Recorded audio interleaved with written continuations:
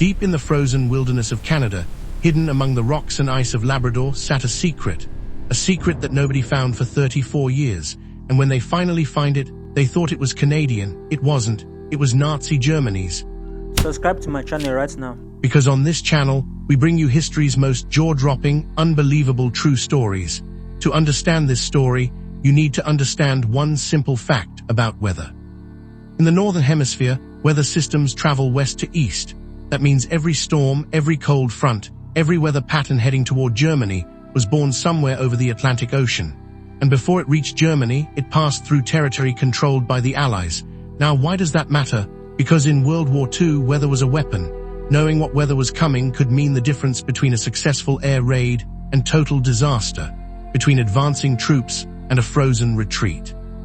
The Allies knew this, the Germans knew it too, and the Germans had a problem. They were flying blind. So the Nazi military put their heads together and asked a very bold, some might say ridiculous, if we just built a weather station in Canada, not a manned base, not a full military installation, a secret unmanned automated weather station deep in the Canadian wilderness that would quietly radio weather data back to Germany. Crazy? Absolutely. Impossible? Apparently not. In October 1943, a German U-boat, submarine U-537, surfaced off the coast of Labrador, Canada. The crew unloaded equipment, they hiked it ashore in the freezing cold, and they assembled Weather Station Kurt, a fully operational automatic meteorological station disguised to look like it belonged to the Canadian Weather Service. They even put a fake label on it, Canadian Weather Service, right there, on the box, bold, but they didn't stop there. See, the Germans were thorough. They knew that if anyone stumbled upon this station and found German equipment, the jig was up. So they came prepared with a little misdirection. Before they left, the crew scattered empty American cigarette packets all around the site. The logic: if a Canadian stumbles upon this thing, finds the fake Weather Service label and a bunch of American cigarette butts lying around, they'll just assume, oh, this must be an Allied military installation. Nothing to see here. And you know what? It worked. It worked embarrassingly well. Weather Station Kurt transmitted data back to Germany for a while before its batteries eventually died.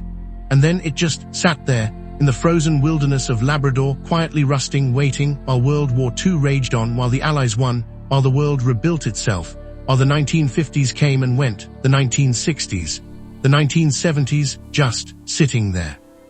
A relic of Nazi ambition, buried under decades of snow and silence, in a country that didn't even know it existed. In 1977, 34 years after it was planted, a man named Franz Selinger, a researcher digging through old German military records, found documents describing the station. He thought, surely no, surely it's not still there. He contacted the Canadians, and there it was, still standing, in Labrador, exactly where U-537 had left it. But here's the best part. When local people in the area were told about the discovery, many of them said, oh, that old thing? Yeah, we always figured that was a Canadian military installation. The cigarette trick, still working. In 1977, it wasn't until 1981 that someone finally thought to ask the Canadian military, hey, what's the deal with your old weather station up in Labrador? And the Canadian military replied. Our what weather station Kurt was eventually recovered and preserved.